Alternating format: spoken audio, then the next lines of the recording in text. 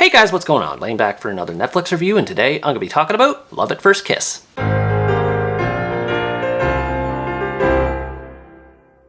Love at First Kiss is a Spanish romantic comedy that tells the story of Javier, a manager of a book publishing company in Madrid who has a hard time finding the right woman and falling in love. This is because he has the unique gift of being able to see into the future after kissing a woman just once and usually doesn't see a future with them after. One night while attending a double date at a bar, he accidentally kisses his best friend's girlfriend Lucia and is surprised to see a more optimistic future with her this time. He must then decide how he will go about pursuing his feelings for Lucia while trying to make sense of this new perspective. Mediocre rom-coms are a dime a dozen, and this one is no exception. The premise is interesting, and the chemistry between the main characters is alright, but everything else surrounding these things, especially the subplots, are executed in such ordinary fashion that it drags the movie down. Javier was the least interesting of the two lead characters, though he's okay as far as helping to move the plot along. He's sympathetic as far as how he tries over and over again to break out of his rut and find the right woman to no avail, so he is still somewhat enjoyable. However, he lacks the charisma and drive necessary to become invested in him beyond a generic sense. He spent a lot of time waffling about, mumbling in his dialogue with others, and not emoting all that much even during significant events. His actor does a good job where he can, but it was hard to fully connect with his ordeal because of how generic he was. By comparison, his love interest Lucia was much more intriguing. She injects a lot of energy into the story to help offset Javier's more bland disposition, while also trying to deal with her questioning her commitment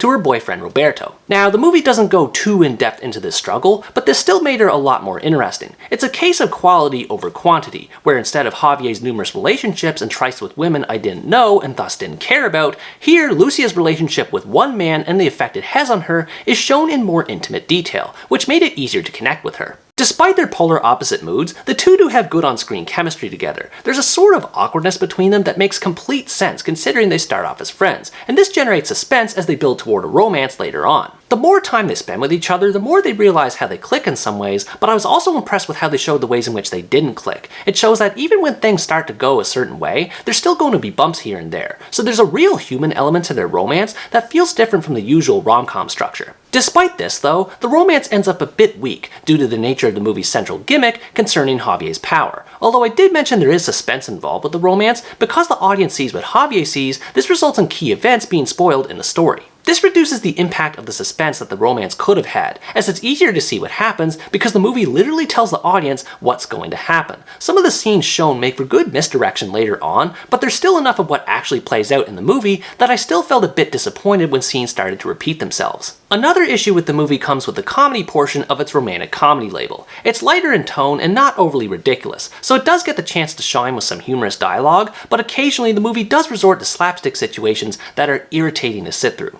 There's this woman named Sonsoles who's some sort of washed-up author whose career Javier's trying to resurrect with his publishing company, and I couldn't stand her. Most of her presence in this movie either involves her causing a scene or just sitting around rambling inane dialogue, all of which are annoying and boring. But like I said earlier, apart from the iffy comedy, the movie has the same lighthearted energy one would expect from the genre, and a lot of that is thanks to the overall atmosphere conveyed by its setting. The music is laid back and relaxed, and there's something about the urban yet neighborhood-like towns within Madrid that amps up the romantic vibe. I also like how the movie takes some time to let certain parts of Javier and Lucia's relationship digest instead of rushing through things like every other checklist rom-com out there, and the movie makes occasional use of narrations to help add context to their story without being excessive. This being said, there are times where the movie is too slow with its pacing, especially when Javier and Lucia are away from each other and taking part in subplots. When either of them are at work or doing something separately, the story crawls at a snail's pace, because nothing that happens in these scenes are all that interesting. The only parts that stuck out to me a little bit outside of the romance were the scenes that Javier shared with Ariana. She serves as a kind of mentor figure for Javier to help him make sense of his feelings and certain events of his life,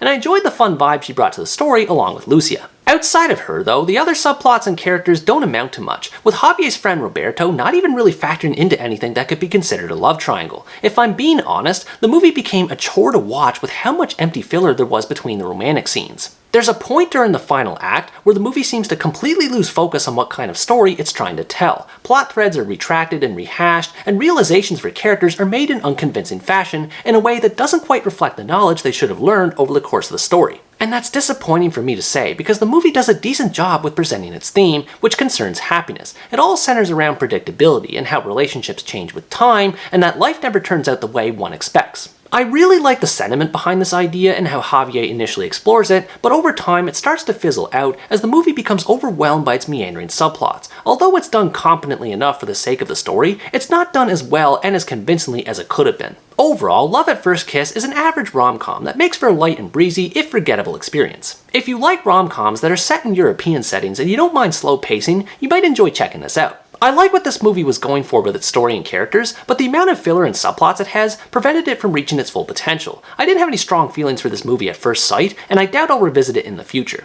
What did you think about this movie? Did you enjoy the chemistry and dynamic of the lead characters, or were you also bored by its pacing? Let me know in the comments below. Anyways guys, that's going to wrap up my review of Love at First Kiss. Thanks for watching this video, I hope you enjoyed it, and as always stay tuned for the next part where next time I review the German romantic comedy Getaway. Bye bye!